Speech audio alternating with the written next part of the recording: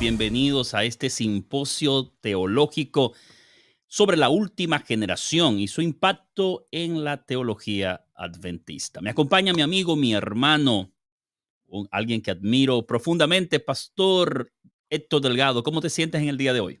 Bien, gracias a Dios, Pastor Ferreira, emocionado y contento porque ha llegado el momento para iniciar nuestro simposio. Ha llegado el momento ya de entrar en el tema. Dime quién es el invitado que tenemos para hoy.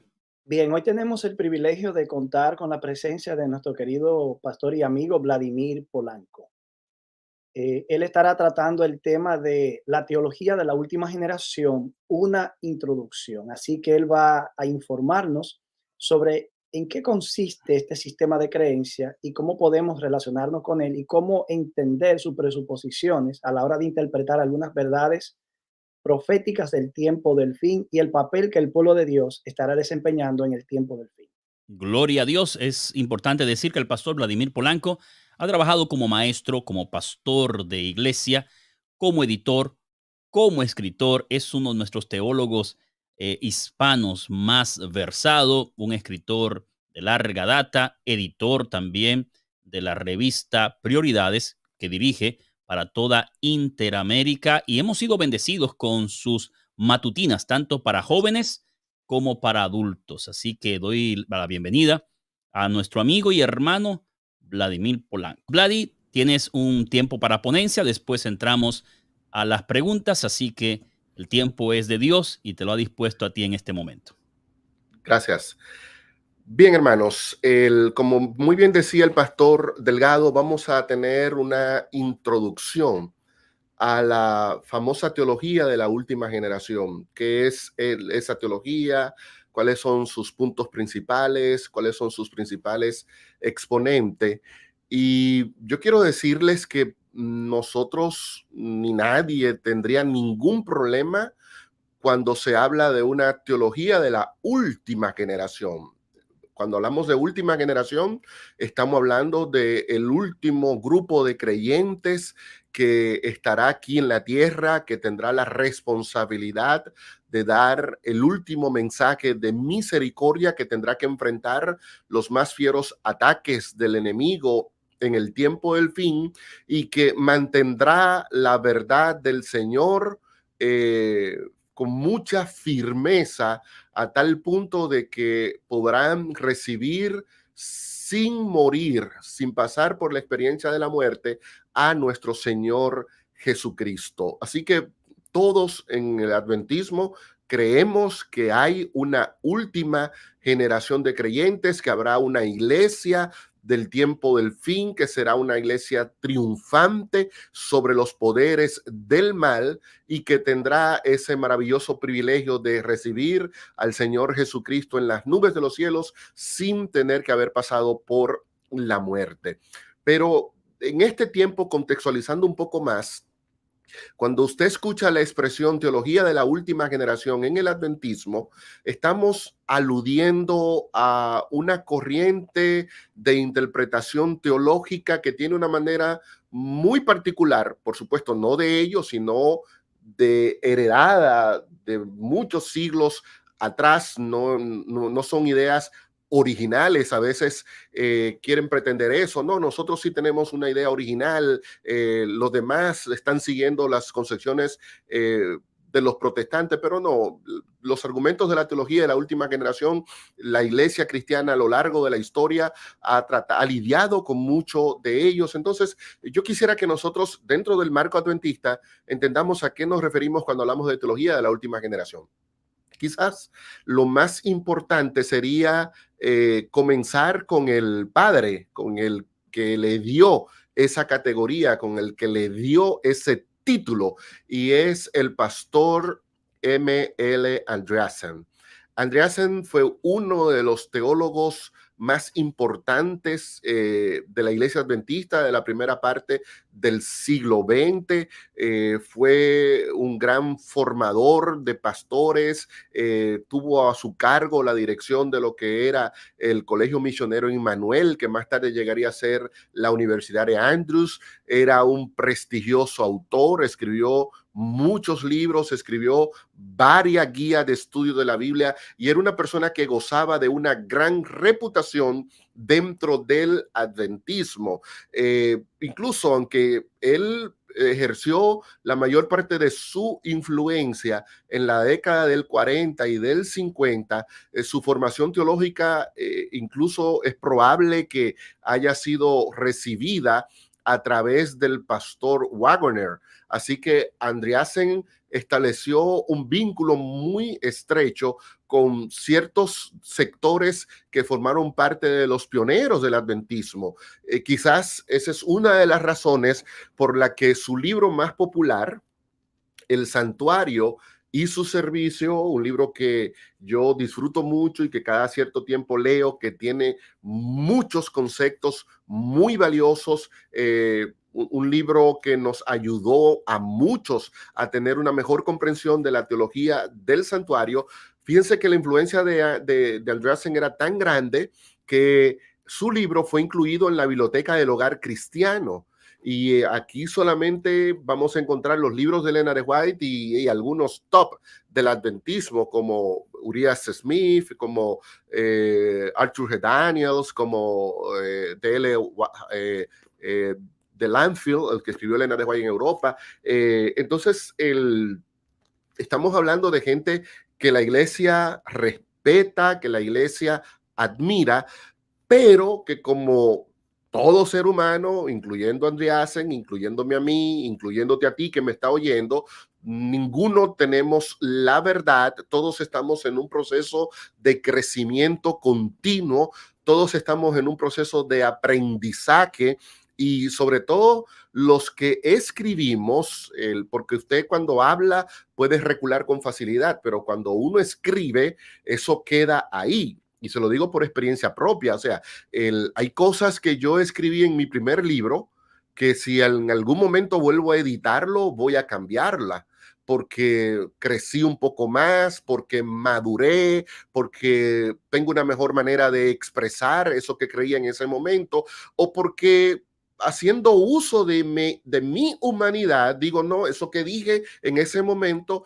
no era correcto, simplemente me equivoqué y tengo que cambiar de opinión y punto. No hay nada de malo en eso. Nosotros no podemos ser muy cubocabezas, muy caco cuadrados y suponer que lo que yo creo es así y no cambia y bajo ninguna circunstancia eso puede variar. No, esa no es la visión que nosotros, los cristianos, tenemos y los adventistas tampoco. El libro de Proverbios habla de que la verdad va en constante aumento y la sierva de Dios también nos advierte contra esa rigidez teológica que nos impide obtener nuevas vislumbres de la palabra del Señor. Dice Hebreos 4 que la palabra de Dios es un agente vivo. Es un agente vivo, es un agente eficaz. Jesús dijo, usted mete la mano en la Biblia y no importa las veces que la meta, va a sacar siempre tesoros y cosas nuevas. Entonces, la palabra de Dios es así y en su momento, aunque las posturas de Andreasen tenían mucha aceptación en el adventismo, eso no indica que todo lo que Andreasen expuso era correcto y mucho menos lo que expuso Waggoner. Waggoner incluso terminó hasta fuera de la iglesia, en apostasía abierta. Por supuesto, eso que haya cometido un error posterior no descalifica su enseñanza, pero coqueteó con ideas teológicas que van muy en contra del pensamiento teológico adventista y eso no debe asustarnos porque nuestra única regla de fe es la palabra del Señor. Todo lo demás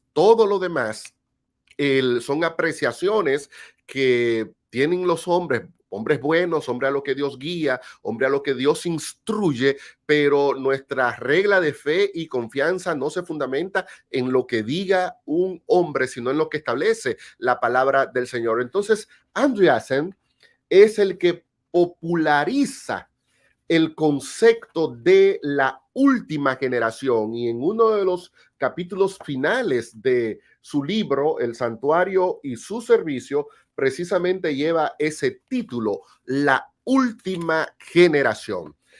Cuando nosotros entonces hablamos de última generación, casi siempre nos estamos refiriendo a esa percepción que empujó Andreasen y que muchos de esos conceptos lo heredó de Waggoner y de otros que eran posteriores a Waggoner. Así que yo lo que voy a tratar es de hacer una presentación basándome básicamente en las posturas de Andreasen, porque usted puede leer pensadores posterior a Andreasen, por ejemplo, como un Herbert Douglass, que es una persona a la que todos admiramos mucho, o un C. Melvin Maxwell, también una persona muy admirada y muy querida, que tenían posturas que se inclinaban más a los conceptos teológicos de la teología de la última generación propuesta por Andreasen, pero fueron mucho más moderados. Tenían una postura mucho más centrada, mucho más equilibrada, y es probable que ese equilibrio que nosotros vemos en esos teólogos que también tenían ideas similares a la de Waggoner, quizás tenga mucho que ver con la formación teológica y la instrucción académica que ellos recibieron, porque ese tipo de nivel académico te hace ser menos rígido y menos arbitrario en tus posturas. Así que nosotros nos vamos a referir básicamente a los conceptos que presenta Waggoner. Como lo que vamos a hacer es, Andreasen, como lo que vamos a hacer es una introducción, yo quiero que ustedes sepan que hay materiales sumamente valiosos, instructivos y que te pueden ayudar a tener una idea bastante equilibrada de estos temas y que tú puedes luego estudiar y desarrollar en todo su potencial. Por ejemplo, tenemos este libro, El carácter de Dios y la última generación. Es uno de los clásicos del adventismo. Es un libro que te va a ayudar con los principales temas que tienen que ver con este tema. Con toda humildad, decir no a la teología de la última generación de Rinder Bernsmet, también un libro muy, pero muy valioso. El libro de George Knight, Los eventos del tiempo del fin y la última generación, y como el vino bueno se deja de último, el libro de nuestro querido amigo y pastor Héctor Delgado, La última generación, cuál es el papel que desempeñarán los santos en el tiempo del fin. Son obras que te van a ayudar a tener una mejor idea y que tú puedes conseguirla en nuestras librerías, en Amazon, en distintas formas, pero son materiales escritos por pastores adventistas, por teólogos adventistas, que nos van a ayudar a nosotros a poner la teología de la última generación en un marco bíblico y en un marco de los escritos de Elena de White con un equilibrio que pocas veces se ve en los que se adhieren a la postura del hermano Andreasen. Hay algunos conceptos clave en la teología de Andreasen, y yo, para no juzgarlo mal y para que no digan que yo dije lo que Andreasen no dijo, en esta parte me voy a limitar a leer algunas de las declaraciones que hacen distintivo el pensamiento de Andreasen sobre la última generación. En la página 222 y 223 de su libro aparece quizás la tesis central de toda la argumentación de Waggoner. Y es una tesis que tiene que ver mucho con la concepción que tenía Andreasen del pecado. Me van a enredar siempre con Waggoner y Andreasen porque es la misma cosa. La concepción del pecado que tenía Andreasen, la concepción de perfección que tenía Andreasen, la concepción de victoria sobre el pecado que tenía Andreasen y sobre el papel que desempeñaría la última generación desde la perspectiva de Andreasen. Esta declaración nos da una perspectiva sumamente amplia de qué es realmente lo que procura y lo que enseña la teología de la última generación. En la página 222 y 223 de El Santuario y su Servicio, leemos lo siguiente. En la última generación de hombres que vivan en la tierra, quedará plenamente revelado el poder de Dios para la santificación. La demostración de ese poder es la vindicación de Dios. Y aquí vienen algunos conceptos clave. Según Andreasen, la vindicación de Dios depende de la santidad de la última generación. Ese es un concepto fundamental en el pensamiento de Andreasen y de sus herederos teológicos hoy en el siglo XXI. De inmediato, uno aquí tendría que preguntarse, entonces estamos haciendo que el creador dependa de la criatura. Es decir, que la vindicación del nombre de Dios en el universo no depende de lo que Dios haga, sino que depende de lo que haga la última generación. Dice el señor Andreasen, eliminará cualquier acusación que Satanás haya presentado contra él. Entonces, ahora la última generación no solamente vindica a Dios, sino que es la responsable de eliminar todas las acusaciones que Satanás ha hecho contra Dios. Es decir, los abogados de Dios somos nosotros. Yo quiero que ustedes presten atención a estas declaraciones. Primera declaración, la vindicación de Dios depende de la santidad de su pueblo. Segunda declaración, la eliminación de las acusaciones que Satanás haya presentado contra Dios también depende de la última generación. Y entonces, en la última generación, Dios queda vindicado y Satanás derrotado. Entonces, ahora el tercer elemento que encontramos en esta cita es que los responsables de la derrota de Satanás,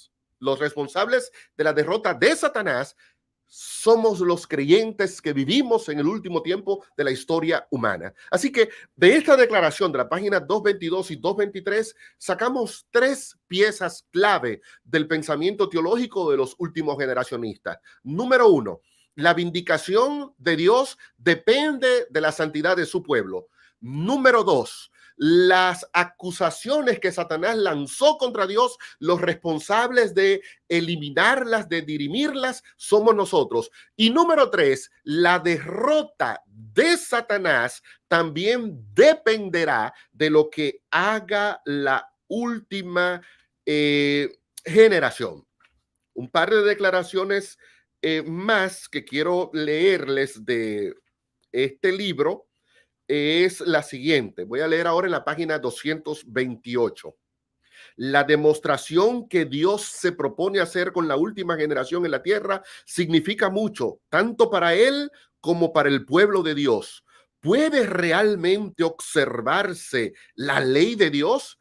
Esa es la cuestión vital. Entonces, el otro punto es, según la teología de la última generación, que la respuesta a ¿se puede observar la ley de Dios? Los responsables de darla es ese último grupo de creyentes. Es decir, los demás creyentes, desde Adán hasta ese grupo, no tienen responsabilidad alguna con demostrar que la ley de Dios podía ser obedecida. No, esa responsabilidad recae sobre la última generación. Otra vez en la página 232, él repite, en la última generación Dios quedará vindicado. En el remanente Satanás encontrará la derrota. La acusación de que la ley de Dios no puede ser observada quedará plenamente refutada. O sea, antes de eso no ha habido una refutación plena a los argumentos de Satanás. No, ocurrirá en el tiempo del fin. Ellos reflejarán plenamente la imagen de Dios y demostrarán que la acusación de Satanás contra el gobierno del cielo no tiene mérito. En la página 233 leemos lo siguiente.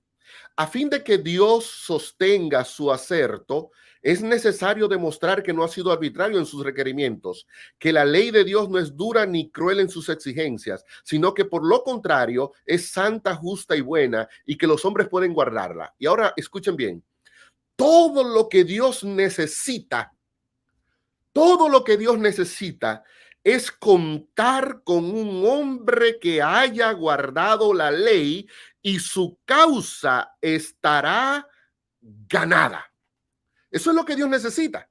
Entonces, por eso es que Andreasen dice, como la última generación es la que guardará plenamente la ley de Dios, entonces ahí se ganará la causa de Dios, porque ese hombre que obedecerá plenamente la ley del Señor aparecerá en el tiempo del fin con la última generación.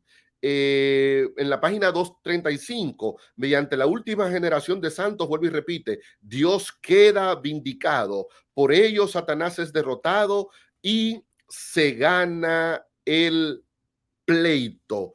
Es un admirable privilegio, dice la página 236, que Dios nos concede como el pueblo el de limpiar su nombre por nuestro testimonio. Lo voy a parar aquí.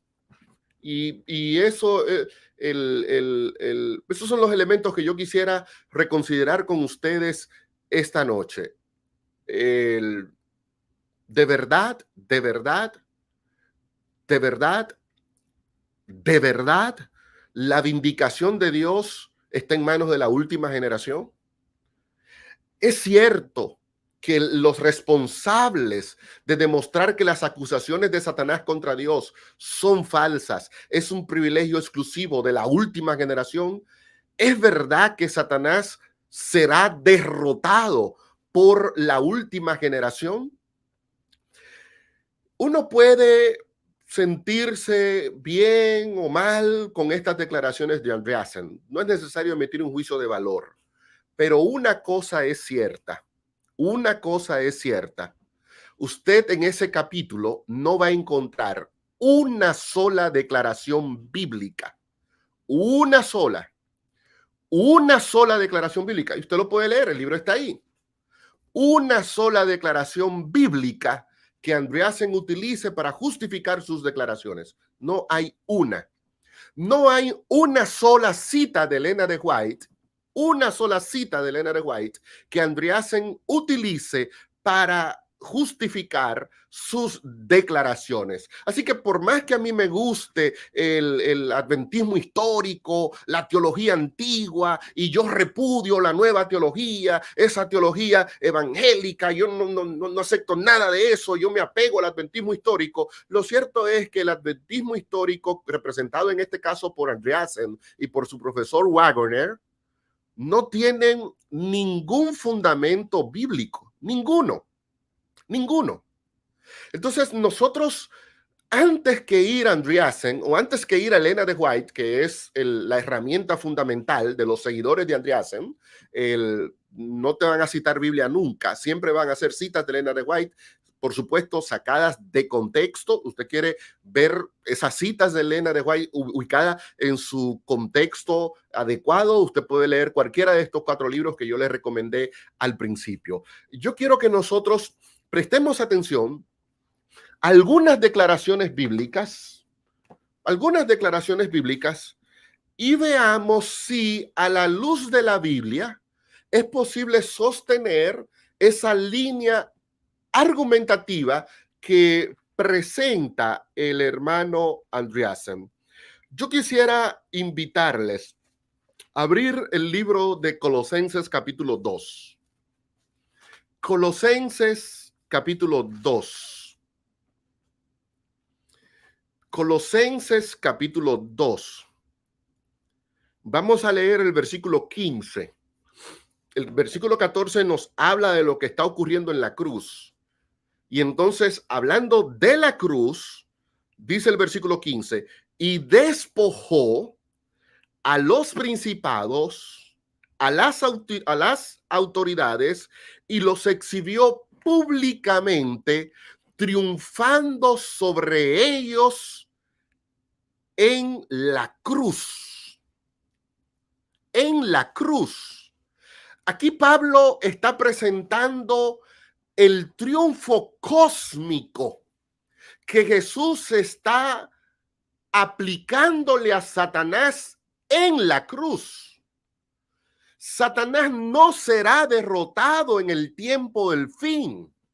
Satanás fue derrotado por Cristo en la cruz. Usted no va a encontrar un solo texto bíblico que hable y Pablo derrotó a Satanás y Vladimir derrotó a Satanás y la iglesia remanente derrotó a Satanás. No, no, no, no, no, no. La victoria sobre Satanás en la Biblia siempre, siempre la ejecuta Cristo. Y aquí en Colosenses capítulo 2 estamos viendo a Jesús triunfando sobre los principados, sobre las potestades, triunfando públicamente sobre las fuerzas del mal en la cruz del Calvario. En el libro de Hebreos capítulo 2, versículo 14, el apóstol dice lo siguiente: por cuanto los hijos participaron de carne y de sangre, él también participó de lo mismo, para destruir por medio de la muerte. Destruir. Allí Pablo habla de despojar, le quitó todas sus armaduras. Ahora viene aquí en Hebreos y dice, y Cristo con su muerte destruyó al que tenía el imperio de la muerte, esto es, al diablo. Entonces, estos textos son muy claros. Satanás quedó derrotado en la cruz. Cristo no requiere otra victoria sobre Satanás. En el libro de Apocalipsis, capítulo 5, versículo 5 dice: entonces uno de los ancianos me dijo, no llores, porque el león de la tribu de Judá, la raíz de David, ha vencido. Y es una acción pasada, ha vencido. Ya Cristo obtuvo la victoria sobre Satanás. Ya Satanás fue derrotado. Dios no necesita otra demostración que ponga de manifiesto la derrota de Satanás, porque ya eso lo consigue Cristo. Andreasen tuvo razón cuando dijo, Dios necesita un hombre que demuestre que se puede guardar la ley. Es cierto, Dios necesitaba ese hombre. Donde Andreasen se equivoca es en creer que ese hombre aparecerá en la última generación. No, ese hombre ya apareció en Cristo. Jesús, por su vida, demostró obediencia perfecta a la ley de Dios y por su muerte derrotó y destruyó a Satanás. Lo venció. Cualquier victoria que pueda tener el creyente no es más que una aplicación en su vida de la victoria de Cristo. No es que el creyente ahora, para que Satanás sea derrotado, el creyente tiene que venir y derrotarlo. No. El creyente lo que tiene es que apropiarse de la victoria de Cristo. Hablando de los creyentes del tiempo del fin, dice el libro de Apocalipsis, capítulo 12. Apocalipsis, capítulo 12, versículo 11. Apocalipsis 12, 11. Y ellos lo han vencido. ¿Por qué? Por medio de la sangre del Cordero. Es decir, lo que se está planteando aquí en Apocalipsis 12 es la victoria que va a obtener el pueblo remanente de Dios. No es una victoria que ellos consiguen por sí mismos. Es una victoria que se le atribuye a ellos sobre la base de la victoria que Jesús obtuvo en la cruz cuando derramó su sangre. Satanás fue derrotado por Cristo. y es una victoria absoluta. No se necesita que otro grupo venga a derrotar a Satanás, no.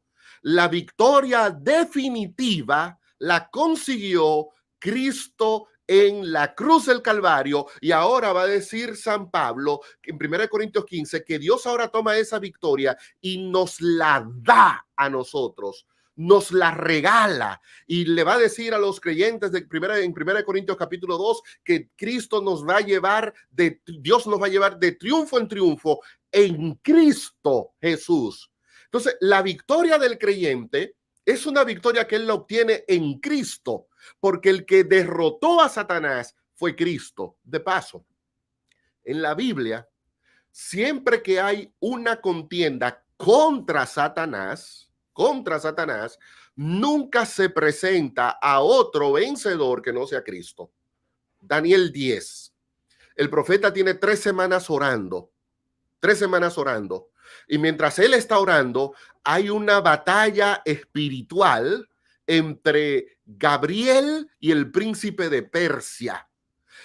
Pero no termina Daniel 10 diciendo que la oración de Daniel fue la que consiguió la victoria sobre el príncipe de Persia, que el ayudo de Daniel fue el que dio la victoria sobre el príncipe de Persia, que el príncipe de Persia quedó derrotado por la vida piadosa y santa de Daniel. No, Daniel tenía 3 semanas orando, Gabriel tenía 3 semanas luchando, pero no fue hasta que vino Miguel, Cristo, cuando el príncipe de Persia, que es una representación de Satanás, finalmente fue derrotado. Es Miguel el que viene y derrota a Satanás en Daniel 10.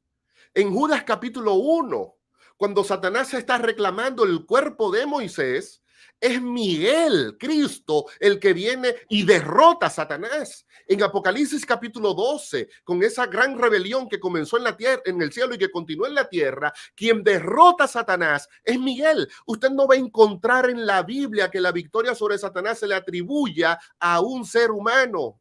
No importa quién sea, póngale el nombre que usted quiera. Llámele Enoc, llámele Job, llámele Noé, llámele Abraham, llámele Daniel, llámele Pablo, Pedro, el que usted quiera. No va a encontrar ese concepto, porque es un acto de suma presunción, que uno de nosotros crea que puede derrotar a Satanás. No importa el ejercicio espiritual que realice. No importa el ejercicio espiritual que realice. Usted no puede derrotar a Satanás. ¿Por qué? Jesús le explicó en Lucas capítulo 12. Jesús dijo, tiene que venir uno más fuerte, porque él llama a Satanás allí el hombre fuerte. El hombre fuerte, que es Satanás, tiene control y guarda su palacio. Y usted ni yo vamos a poder destruir ese palacio. Tiene que venir, dice Jesús, uno más fuerte. Y ese que es más fuerte viene y lo destruye y le conquista el palacio y lo echa y lo saca. Pero es una obra que la realiza Dios. Y que cuando el creyente recibe el beneficio de ella, lo recibe no por medio de una participación activa, lo recibe por medio de una participación pasiva, porque lo que hace es apropiarse de la victoria de Cristo. Entonces, la última generación se apropiará de la victoria de Cristo y entonces podrá salir victoriosa del tiempo del fin, pero no porque la derrota de Satanás depende de ellos. No, Satanás ya fue derrotado en la cruz del Calvario. Satanás es un soldado sin cabeza. Ya su cabeza fue pisada, fue destruida. Y lo que simplemente estamos es esperando que el juego profético llegue a su final, pero la sentencia sobre Satanás ya fue ejecutada en la cruz del Calvario. El concepto de que, bueno, es la última generación la que vindica a Dios. Y es la última generación la que hace que las acusaciones que se lanzaron contra Dios se demuestre que son falsas. Bueno, eso no es bíblico tampoco. Eso no es bíblico. En un pasaje muy estudiado por los teólogos de la última generación, Apocalipsis capítulo 15, porque para ellos es un capítulo muy importante que tiene que ver con el cierre del tiempo de gracia, con el cese de las funciones sacerdotales de Cristo en su santuario celestial. Dice Apocalipsis 15 lo siguiente: y cantan, está hablando ya en el momento cuando termina la mediación de Cristo en el cielo, y cantan un cántico de Moisés, siervo de Dios, y el cántico del Cordero, diciendo: grande y maravillosa son tus obras, Señor Dios Todopoderoso, justo y verdaderos son tus caminos.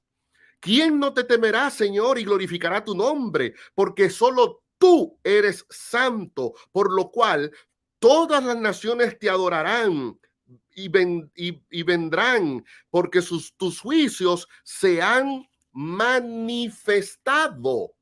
O sea, yo estoy viendo que la vindicación de Dios, donde finalmente el universo dice, Dios es justo y sus juicios son justos y verdaderos, no es una declaración que se pone en boca de los seres humanos, que los seres humanos digan, mira, Señor, ya te limpiamos tu nombre. No, es el concilio celestial que tras el cese del ministerio de Cristo en el santuario, el concilio celestial dice, Dios justo y verdadero son tus juicios. Tú eres el Todopoderoso y tú eres santo. ¿Quién es el que no te va a temer y te va a adorar? Entonces, la vindicación de Dios no depende de lo que haga el pueblo de Dios en la tierra. La vindicación de Dios es un canto que elevan los seres celestiales. Es una declaración que no sale de los labios humanos, sale del mismo trono de Dios. De paso, es sabido por todos nosotros que el proceso investigativo que se está llevando en el cielo tiene que ver mucho con que se despeje, para usar una frase de Elena de White, de las inteligencias celestiales cualquier duda de la justicia divina. Pero ese proceso de despeje de las dudas, la justicia divina, se lleva a cabo cuando las inteligencias celestiales comprueban que los actos de Dios, aunque Él lo hizo ejerciendo su soberanía, bajo ninguna circunstancia son el resultado de un Dios arbitrario, de un Dios tirano, de un Dios déspota. Y entonces ellos ahora, cuando miran el cuadro, ellos que conocen bien cuáles fueron las acusaciones que Satanás lanzó contra Dios en el cielo, entonces son ellos los que proclaman que las acusaciones de Satanás son falsas y que las decisiones de Dios y los juicios de Dios fueron justos y verdaderos. Así que a la luz de la Biblia, no podemos atribuirle a los seres humanos, a la última generación de creyentes, el hecho de que las acusaciones que Satanás lanzó fueron dirimidas. No somos los seres humanos los que damos ese veredicto. Son las inteligencias celestiales las que descargan a Dios de las acusaciones que el enemigo lanzó contra él. Y lo que tiene que ver la acusación de que la ley no podía ser guardada, esa acusación no la demostraste tú ni yo. Esa acusación la desmontó Cristo cuando vino y fue el único que obedeció perfectamente la ley del Señor. Ningún otro ser humano ha podido hacer eso. Cristo fue el que demostró eso. Finalmente, un último concepto más. Vaya conmigo a Juan capítulo 1. Juan capítulo 1, versículo 18. Juan 1, 18.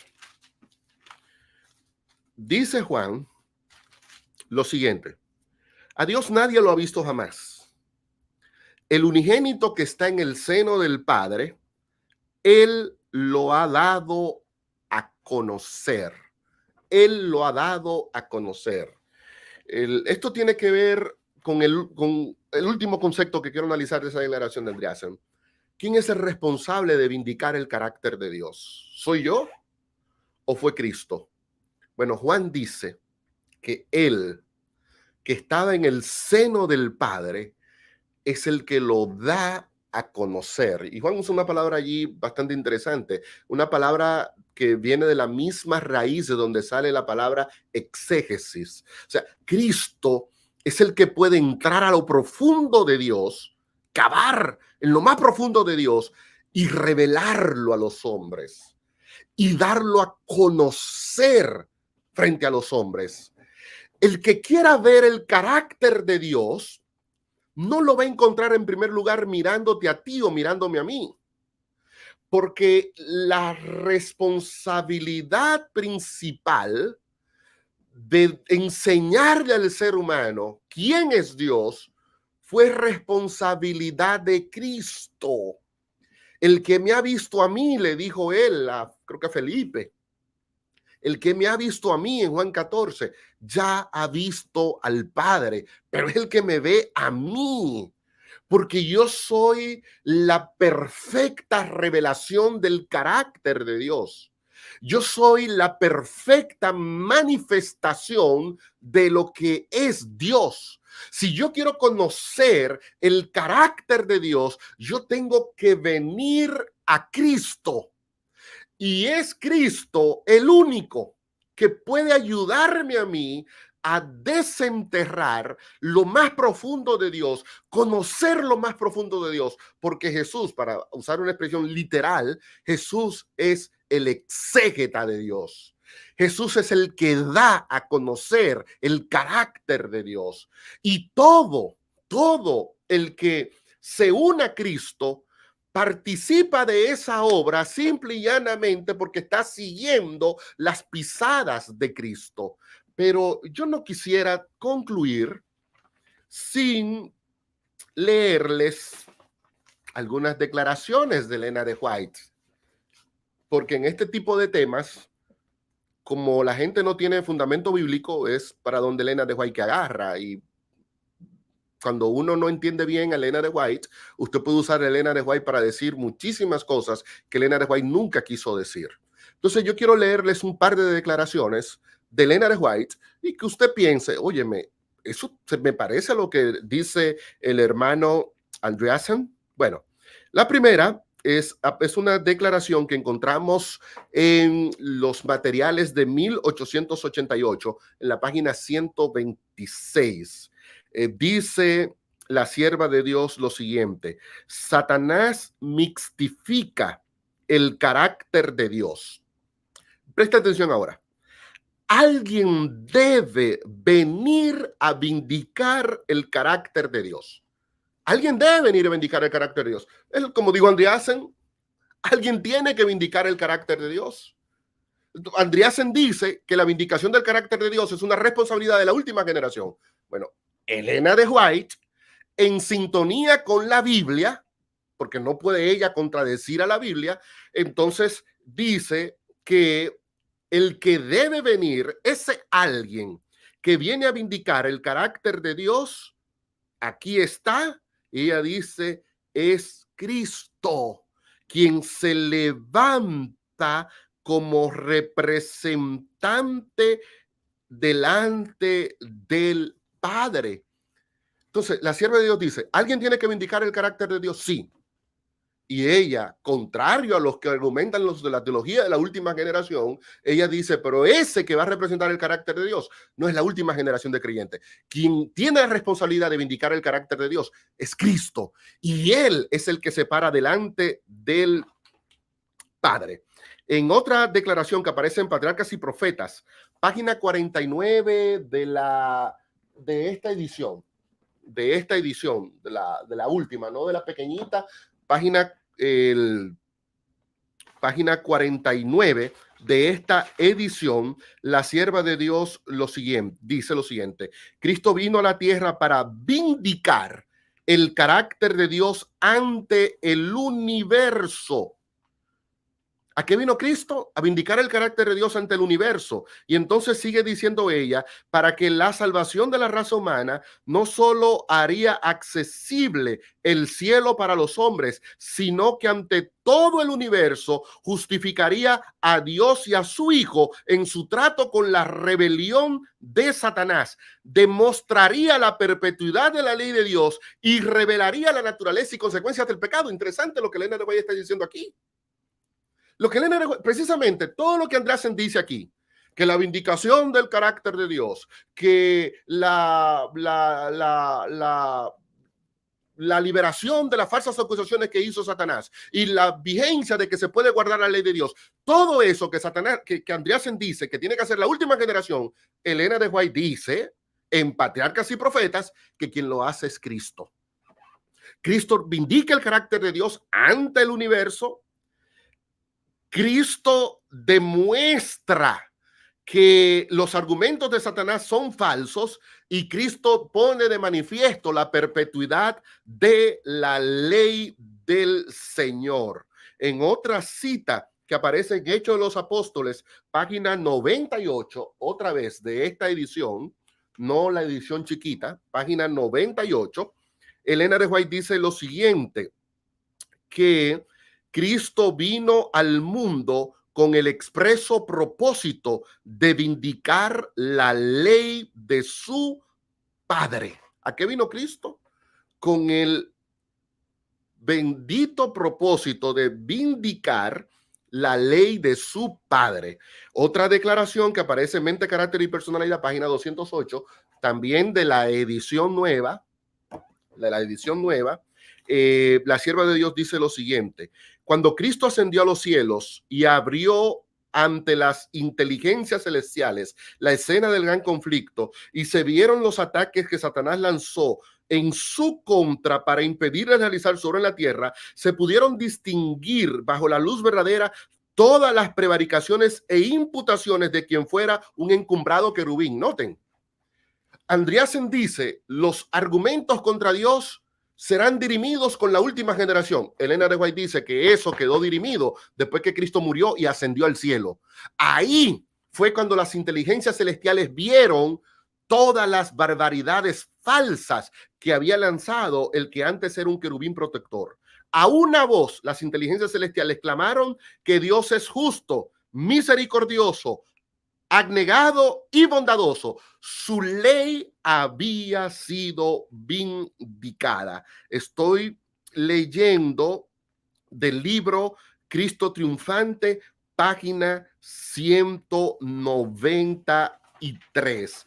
Me parece entonces que a la luz de lo que Elena de White nos está diciendo en estas citas, el asunto es claro. Ahora, usted dirá, pero pastor, yo he leído muchas citas donde Elena de White habla de que el pueblo de Dios tiene que vindicar su ley. Sí, es cierto, tampoco. No cree usted que yo no conozco el escrito de profecía.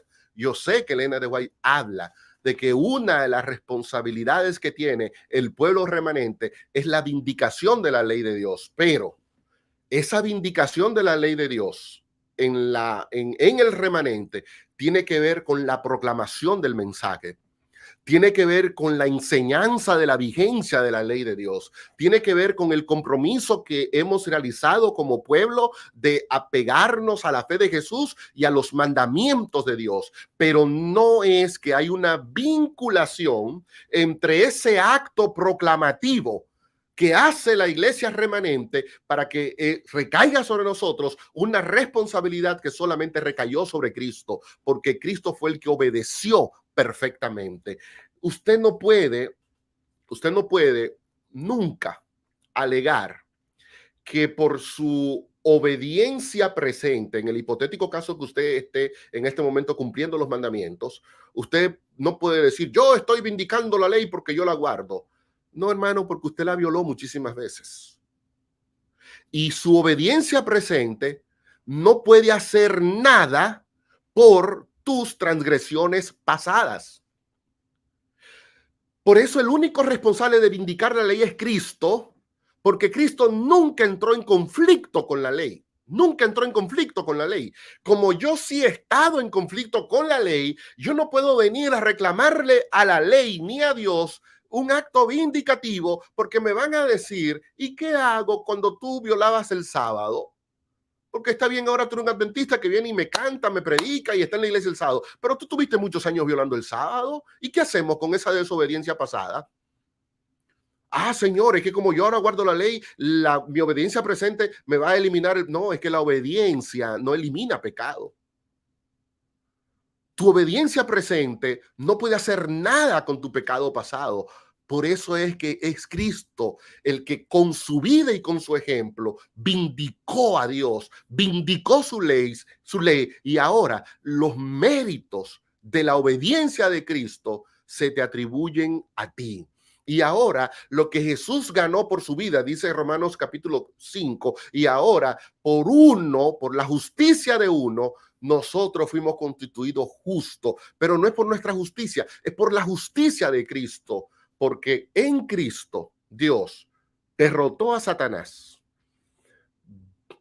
demostró la falsedad de las acusaciones de Satanás y demostró la vigencia de la ley de Dios y la vindicación de su ley. Eso Dios lo hizo en Cristo. Eso es lo que enseña la Biblia y eso es lo que enseña el espíritu de profecía. Cualquier otra cosa que yo pueda decir, pues puede que me guste o que no me guste, pero va más allá de lo que Dios ha puesto en su revelación.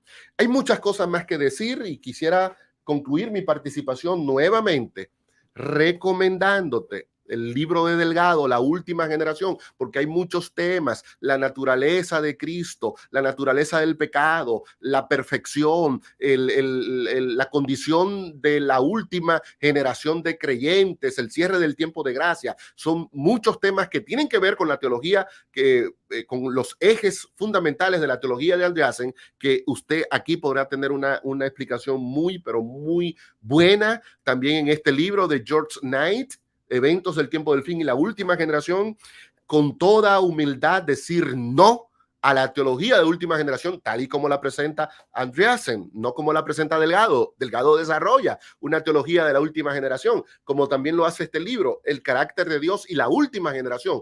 Pero vamos a enfocar, y es lo que hacen estos grandes teólogos y autores, vamos a enfocar el tema de la última generación dentro de su marco bíblico y dentro del marco del espíritu de profecía, y siempre con una actitud de humildad, de equilibrio, dando siempre la posibilidad de que el Señor puede continuar añadiendo más conocimiento y aprendizaje a su pueblo, y todos estamos en ese proceso. Todos estamos aprendiendo y desaprendiendo. Etapa de nuestras vidas, a muchos de nosotros nos toque desaprender muchos de los conceptos que hemos ido acuñando a lo largo del tiempo. Delgado, Yeuri, voy con ustedes. Estoy aquí en mute. Excelente exposición, Pastor Vladimir. ¿Qué te pareció, Delgado, la exposición? Excelente. Hace mucho, Ferreira, que no teníamos tan activas las redes sociales. Sí. Y quiero decirle, hay dos hermanos, adventista hispano, José Luis Someta. Dios lo bendiga a ambos. Dios le bendiga. Está muy activo escribiendo allí bastante. Muchas bendiciones para ellos y para todos los que están escribiendo también. ¿Qué te pareció la ponencia de hoy, Héctor? Bueno, evidentemente Vladimir ha hecho una excelente introducción. No ha dicho lo que él cree que Andreasen dijo. Ha leído textualmente a Andreasen. Quizás algunas personas que han copiado y pegado algunos pensamientos han pasado por alto, por estar haciendo eso, lo que él estaba leyendo. Y ciertamente Vladimir no se ha inventado nada que Andreasen haya creído. Pero también hay que decir que esto solo es una introducción, que mañana y pasado continuaremos trillando el tema, nuevas facetas del mismo. Somos más de 230 devices conectados. Eso significa que somos miles de personas ya escuchando este simposio teológico sobre la última generación. Tenemos iglesias completas que están pasando el simposio a través de su plataforma de Zoom. Vladimir, ¿tenemos tiempo para algunas preguntas? Perfecto. Okay. Si son preguntas que tienen que ver con lo que Héctor y Hermes van a tratar, quizás la dejamos para para que queden dentro de las presentaciones que van a hacer ellos y nos vamos con otras preguntas que no estén muy relacionadas con lo que viene para mañana. Yo entiendo que sería con el tema de hoy. El tema de hoy, Vamos arriba. la vindicación del carácter de Cristo y la victoria, ¿no? Vladimir, ya sería un comentario personal y quiero agradecerte de verdad. Un concepto muy, muy claro sobre la victoria. Nosotros luchamos no por la victoria, sino desde la victoria, ¿no? Ya desde la victoria que Cristo ha alcanzado por cada uno de nosotros. Es glorioso saber que Cristo alcanzó la victoria. Bueno, vamos a... Alguien preguntó, Sí. ¿cuándo han dicho los promotores de la teología de la última generación que es por los hijos de Dios o los santos del tiempo del fin que se vindica el carácter de Dios? Bueno, lo leí en el libro, la página 222 y 223 del libro de Andreasen, El Santuario y su Servicio. Por eso dije al principio que la exposición iba a estar fundamentada en el máximo exponente que tiene ese pensamiento teológico, que es el pastor Andreasen. Ha habido distintas variaciones a ese pensamiento, pero mi presentación estaba fundamentándose en lo que ha dicho Andreasen. Amén. Mira este comentario, Héctor, dice nuestra querida hermana, excelente exposición, estamos en Zoom más de 12 personas escuchando. Gloria a Dios. Lesbi, bendiciones, gracias por tu apoyo, por tu dedicación. Muy bien. Tenemos una pregunta acá, puede ser una pregunta muy, muy sencilla, pero una hermana preguntó, ¿qué es la última generación? O sea, sería una pregunta de ABC. Bien. ¿Qué es la última generación? Es el grupo de creyentes que estará vivo para la segunda venida de Cristo. El último grupo de hombres y mujeres que tendrán que dar el último mensaje de misericordia al mundo, el grupo de hombres y mujeres que tendrán que lidiar con la última etapa de la persecución, con la promulgación de las leyes dominicales, con el cierre del tiempo de gracia, con el tiempo de angustia. Es ese último grupo que tendrá ese privilegio, digamos, de ver al Señor Jesús venir sin tener que pasar por la muerte. A eso nos referimos cuando hablamos de la última generación. Alguien preguntó también si se puede decir que la teología de la última generación, como se está estudiando ahora, es como un sistema de creencia antropocéntrico en lugar de ser teocéntrico. Esa es una pregunta. Totalmente. Y yo explicaba hoy en una reunión que tuve con los pastores de la Asociación de Gran Nueva York que es una herencia de Pelagio. Pelagio decía que el ser humano podía volver al estado de perfección. Pelagio, de hecho, no era un pastor adventista ni era un protestante. Para los de la última generación que creen que lo que ellos dicen es nuevo, bueno, lo que ustedes dicen ya en el siglo IV, Pelagio, una persona a quien la iglesia tildó de hereje, enseñaba que el ser humano podía alcanzar por sus propios méritos la impecabilidad. Y entonces luego se desarrolló dentro de la iglesia cristiana y los adventistas tendemos más a esa línea, el concepto semipelagiano, que es una postura intermedia donde yo hago una partecita y Dios hace otra. El punto es que a la luz de la Biblia y a la luz del espíritu de profecía, todo lo que pueda ocurrir en nuestra vida es resultado de la obra de Dios en nosotros. Entonces no hay un punto donde yo pueda decir, bueno, Señor, yo contribuí, yo hice, yo aporté. No, porque es Dios el que está actuando a través de mí. Amén, gloria a Dios, amigos, gloria a Dios.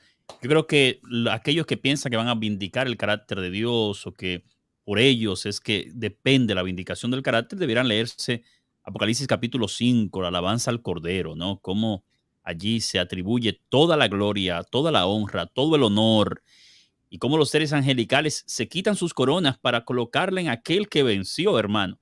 Yo doy gloria a Dios porque imagínate, Vladimir, si dependiera de mí. Por aquí hay otra pregunta. ¿Cuándo los promotores de la teología de la última generación se han autoproclamado mérito en la impecabilidad? Bueno, yo no soy un promotor de la última generación, entonces yo no soy el abogado de ellos para decirte a partir desde cuándo ellos lo dicen.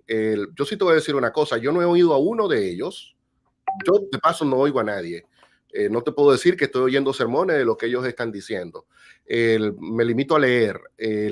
Yo nunca he leído que uno de ellos diga, ya miren, yo soy perfecto, yo vencí el pecado, yo participo de una naturaleza que ya no tiene ningún tipo de vinculación con el pecado. Yo nunca he escuchado que uno de ellos tenga el valor de atribuirse esa victoria. De hecho, si lo hicieran, entrarían en conflicto tanto con lo que dice Primera de Juan, que el que dice que no tiene pecado, el tal es mentiroso, y con Elena de White, que dice que una persona que asegura, lo dicen Hechos de los Apóstoles, que asegura que no tiene pecado, deshonra a Dios. Entonces, yo nunca he oído que uno de esos promotores, o nunca he leído, se atribuye a sí mismo alcanzar lo que él quiere atribuirme a mí, porque él sí quiere que yo sea perfecto, impecable, y que yo sea el que alcance la victoria, y que yo sí pueda decir que no, yo no voy a caer en eso. No, porque no es algo que lo podamos demostrar con la Biblia o con el espíritu de profecía. Pero yo no te puedo, tendrías tú que preguntarle a uno de los que enseñan esa versión teológica. Bueno, Vladimir, muchas gracias, de verdad, gracias por la exposición. Mañana continuamos, Pastor Delgado, con el Pastor Hermes Tavera. ¿Nos puede decir cuál será el tema que trataremos mañana, Pastor Delgado? Y el pastor Hermes Taver estará tratando mañana el tema de la última generación de creyentes. Y La el última viernes generación. su servidor estará tratando el papel del pueblo de Dios después del cierre de gracia. Así que muchas preguntas que se han inferido hoy posiblemente queden respondidas mañana y pasado mañana. Estaríamos hablando mañana de la identidad de la última generación y Así el es, viernes sobre el papel de la última generación después del fin del tiempo de gracia. ciertamente. Bueno, amigos y hermanos, esto es oro molido de lo que estamos presentando aquí desde la plataforma de la Great New York Conference en el Ministerio Hispano, que nos abocamos siempre a la educación teológica de nuestros miembros. Vladimir, muchas gracias, de verdad. Gracias por tu tiempo, gracias por este espacio que ha dedicado acá. Y Pastor Delgado, nos despedimos de la hermandad, así que nos vemos mañana a las 7 de la noche con la ayuda de Dios. Dios me le bendiga de forma abundante. Hasta mañana. Se me cuida.